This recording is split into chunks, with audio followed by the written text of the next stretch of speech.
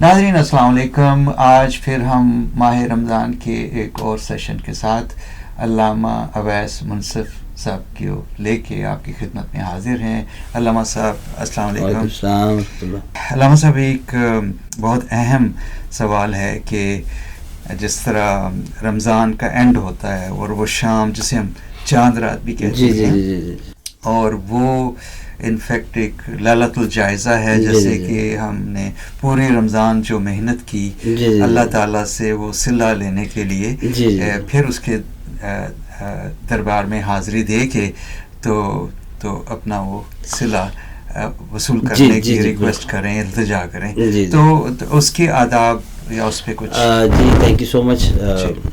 Basically جب ایک مزدور سارا دن کام کرتا ہے تو شام کو اس کو یہ امید ہوتی ہے کہ مجھے ایک اچھا اس کا معاوضہ ملے گا، اور کوئی اور اچھا اگر آپ کا آنر ہے جس کے آپ وہاں کام کر رہے ہیں یا کسی کے ساتھ ٹھیکیدار کے ساتھ کنٹریکٹر کے ساتھ کام کر رہے ہیں، تو آپ یہ بھی ایکسپیکٹ کر رہے ہوتے ہیں کہ یار میری مزدوری اگر فرض کیا $100 ہے تو مجھے ہو سکتا ہے 120 110 105 یعنی کچھ نہ کچھ مجھے ٹپ بھی اوپر دے دے گا. ٹھیک ہے، تو جب ہم اللہ کی عبادت کرتے ہیں، ایاک نعبد و ایاک نستعین کہتے ہیں، تو وہ تو رب العالمین ہے، وہ تمام جہانوں کا پالنے والا ہے. تو ہماری یہ کوشش ہوتی ہے کہ اللہ ہمارے گناہوں کو بھی معاف کرے گا، اللہ ہمارے درجات کو بھی بلند کرے گا، ہماری نیکیوں کا پلڑا بھی باری ہوگا.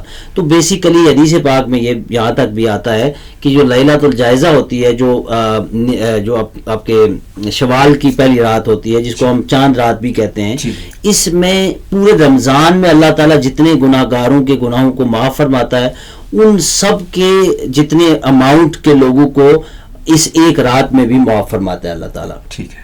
اور دوسرا ایک حدیث پاک میں یہ آیا کہ یہ جو 5 راتیں ہیں جو ان کو زندہ کرتا ہے تو اللہ تعالیٰ پھر اس کی کامل بخشش فرماتا ہے اور اس کو جنت میں داخل کرتا ہے.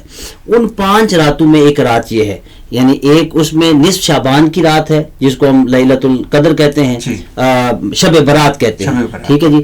اس میں 3 راتیں ہیں آپ کے 8ویں 9ویں اور 10ویں ذی الحجہ کی. ٹھیک ہے جی. 4 اور 5ویں یہ آپ کی رات ہے جو لیلۃ الجائزہ یعنی شوال کی جو پہلی رات ہے، جو جس کو چاند رات بھی کہتے ہیں. تو اس رات کو جو زندہ کرتا ہے تو اللہ کے نبی فرماتے ہیں کہ اللہ اس کی شفاعت کو اپنے واجب لے لیتا ہے، اپنے اوپر لے لیتا ہے، اس کو وہ ضرور بخشے گا. تو یہ جب چاند نظر آنے کا اعلان ہو جاتا ہے پھر آئی تھنک مغرب کے ارد گرد پتہ چل جاتا ہے. جی.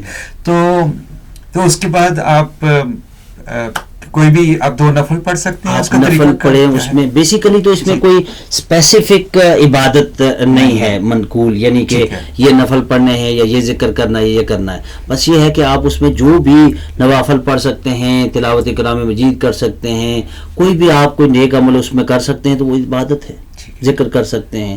مقصد یہ ہے کہ اس رات کی امپورٹنس کو جاننا. ٹھیک ہے. تو یہ بڑی بابرکت رات ہے. میں یہ دیکھتا ہوں کہ کیونکہ اسی رات کو بہت سی جگہوں پہ جو ہے وہ عید کے لیے کوئی بازار لگ رہے ہیں، لوگ شاپنگ کر رہے ہیں مختلف.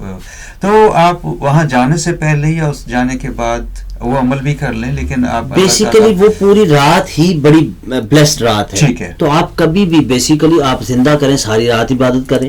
کچھ اگر آپ کی ضروری، جیسے ہم دیکھتے ہیں یہاں پہ مجھے ایگزیکٹ نہیں پتا، لیکن ہم اگر پاکستان میں دیکھا جائے تو مطلب ایک فاشی ہے، ایک وہ پورا ایک سما بنایا ہوا لوگوں نے، وہ ساری رات نوجوان بچے جناب وہ باربر شاپ پہ بیٹھے ہوئے ہیں، صبح عید بھی نہیں پڑھیں گے وہ. ہاں جی. تو مقصد یہ ہے کہ ہم اس رات کے مقصد کو بھول جاتے ہیں، اس رات کی امپورٹنس کو بھول جاتے ہیں. وہ رات جو اللہ کے فضل کی امین رات ہے، ہم اس رات میں عللو تللو میں پڑھتے ہیں. ہاں اگر کوئی ضروری کام ہے آپ نے کرنا تو وہ کریں، ورنہ آپ اس میں عبادت کر سکتے ہیں، آپ آرام بھی کریں. لیکن یہ ہے کہ اس رات کو صرف شغل میلے میں گزارنا، یہ میں سمجھتا ہوں کہ یہ زیادتی ہے اس رات کے ساتھ. بہت بہت شکریہ علامہ اویس منصف صاحب.